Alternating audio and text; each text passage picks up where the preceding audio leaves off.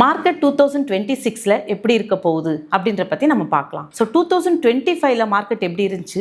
ஜனவரில இருந்து பார்த்தீங்க அப்படின்னா டொனால்ட் ட்ரம்ப் வந்து டேரிஃப் இன்ட்ரோடியூஸ் பண்ணாங்க இல்லையா? ஸோ என்னையிலேருந்து டேரிஃப் இன்ட்ரோடியூஸ் பண்ணாங்களோ தட் மீன்ஸ் டேரிஃப் வந்து இந்தியா மேலே, சைனா மேலே அண்ட் வெனிசுலா அந்த மாதிரி நிறைய கண்ட்ரிஸ் மேலே இம்ப்ளிமெண்ட் பண்ணியிருக்காங்க. மார்க்கெட்டோட ரேட் பார்த்தீங்க அப்படின்னா ஒலட்டைல இருந்தது, சைட்வேல. ஸோ 25,000ல இருந்தது 26,000 போயிட்டு அகைன் இப்போ 25,300ல ட்ரேட் ஆகிட்டு இருக்கு. ஸோ இந்த ரீசன்ஸ் மட்டும் இல்லாமல் இந்த 2025ல பார்த்தீங்கன்னா நிறைய Jio political tensions and uncertainty ஒரு ஆளோட தட் மீன் டொனால்ட் ட்ரம்ப் அவரோட அந்த ஆட்டத்தினால பார்த்தீங்கன்னா டேரிஃப் மட்டும் இல்லாமல் வெனிசுலா இருக்கிற ஷிப்ஸ் மட்டும் இல்லாமல் ரஷ்யாவோட கப்பலுமே அங்கே இருந்திருக்கு இல்லையா, அதையுமே வந்து அவங்களோட கண்ட்ரோலில் அவங்க கொண்டு வந்துட்டாங்க. இது எல்லாமே ரீசன்ஸ் பார்த்தீங்கன்னா பொலிட்டிக்கல் ரீசன்ஸ்னால அவங்க டேரிஃப் வந்து இன்க்ரீஸ் பண்ணிக்கிட்டே இருக்காங்க. அதே மாதிரி டொனால்ட் ட்ரம்போட என்ன பயம் அப்படின்னா அவங்களோட கரன்சி வேல்யூ. ஸோ அவர் நினைச்சாரு கரன்சி வேல்யூ வந்து நியர்லி 100 கிட்ட கொண்டு வரணும் அப்படின்றது இருந்தது. பட் அவங்களோட கரன்சி வேல்யூ வீக்கன் ஆக ஆக அவங்களுக்கு ஒரு பயம். ஸோ அதனால அவர் எடுக்கிற ஸ்டெப்ஸ் எல்லாம் பார்த்தீங்க அப்படின்னா வெனிசுலா இஷ்யூஸ், நெக்ஸ்ட் அவரோட ஸ்டெப் கிரீன்லாண்டை அட்டாக் பண்ண போறதா இருந்துச்சு. ஸோ இதனால இப்போ யூரோப்பியன் கண்ட்ரிஸ் எல்லாம் என்ன சொல்றாங்க அப்படின்னா எல்லாம் ஒன்று சேர்ந்து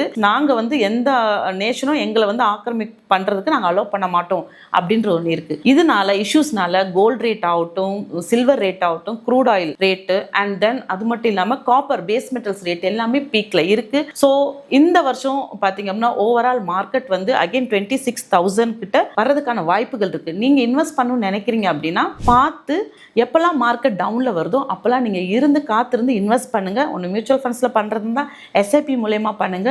இல்லை நீங்க வந்து ஷேர்ஸ் இன்வெஸ்ட் பண்ணணும்னு நினைக்கிறீங்கன்னா கோல்ட் சில்வர்ல பண்ண வேண்டாம், பிகாஸ் இட் இஸ் ஆல்ரெடி பீக்ல இருக்கு. ஸோ வெயிட் பண்ணுங்க. அதே மாதிரி பேஸ் மெட்டல்ஸ் காப்பருமே நீங்க வெயிட் பண்ணலாம், பண்ணிட்டு நீங்க இன்வெஸ்ட்மெண்ட் பண்ணலாம்.